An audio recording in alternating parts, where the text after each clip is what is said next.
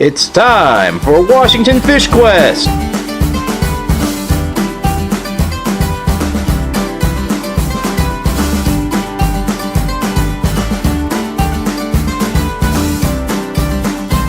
This episode's target species, Burbot.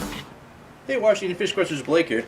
I'm really excited because I am heading over to the Hawks Creek area of Lake Roosevelt to target Burbot.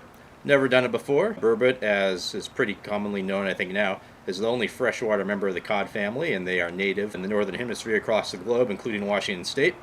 Up until 2006.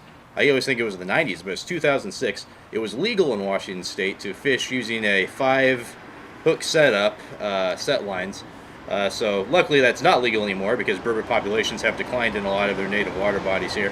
However, I'm kind of doing the next best thing as far as copying that method goes.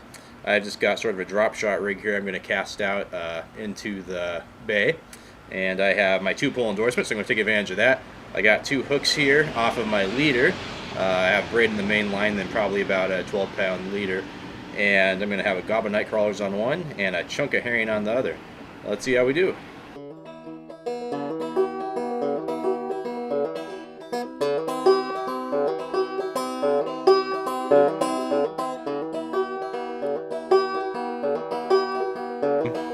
Well, I was hoping to launch the boat tomorrow morning here and jig for burbot, but looks like that ain't gonna happen. That cement looking stuff out there is a nice sheet of ice, and the ramp's closed. Alright, I casted both my rods out. I have them side by side, but I bombed one way out in the middle of the channel, and then one's just quite a bit closer to the bank, so they're basically cross-cutting to see if the fish will be closer to the shore or further out in the middle. I think I'm getting a bite. Whoa.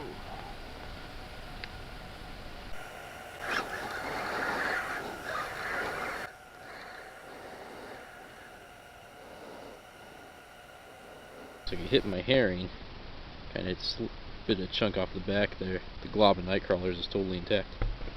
To conserve light batteries, I've turned everything off, and I'm just have a pole in each hand and just am going by feel. The only light I have now is my Mr. Heater until I get a fish. It sustains me. Oh, a fish on!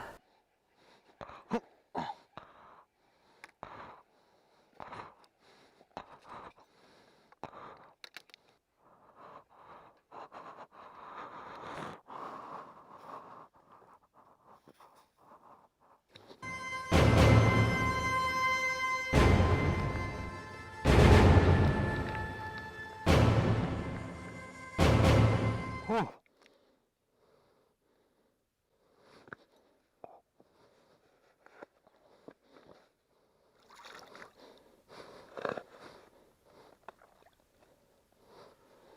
Woohoo!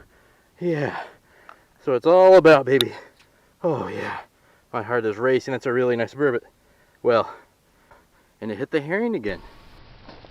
Whew. I'm in a really precarious spot here. I'm like on a cliff face, pretty much on a little mound on it. I did not realize it was such a drop, just visually, to get down to that fish. That was pretty tough. Oh yeah, some people say they're ugly, but I think these are beautiful fish. Look at those fins. Look at that marking. Look at that snake-like predatory head. Oh, they're beautiful. Beautiful!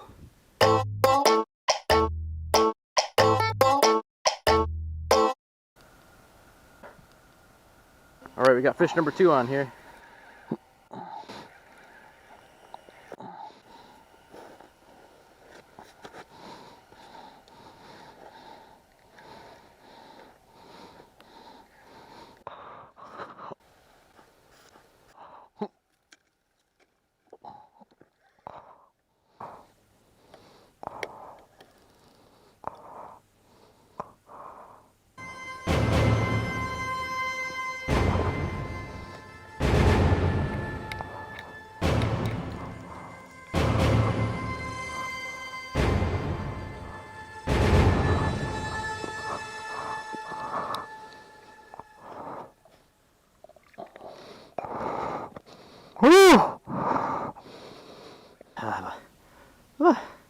I need to get in better shape if I'm going to do all this burbot fishing on the canyons of Hawks Creek. Holy smokes. Whoa. Well, this one was quite interesting. It fought harder than the first one, although it's at least a pound smaller. But yeah, it was a scrapper.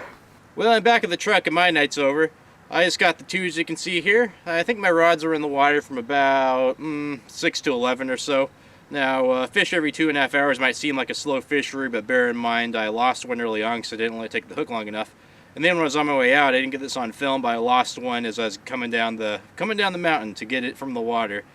Learned a lot about these fish. They actually fight pretty good. I was surprised how well they fight. They tire out very quick, so once you get them tired, they just kind of float up to the surface. That said, when they do fight, yeah, they fight well. The bites are pretty good too. I did learn to just let them take it. It's definitely one of those fisheries where if you're going with a bait, just let them have it until you feel the weight, feel their weight on the line, then set the hook. So at any rate, I had a total blast. I can't wait to do this next year, and I'll see you next time on Washington Fish Quest.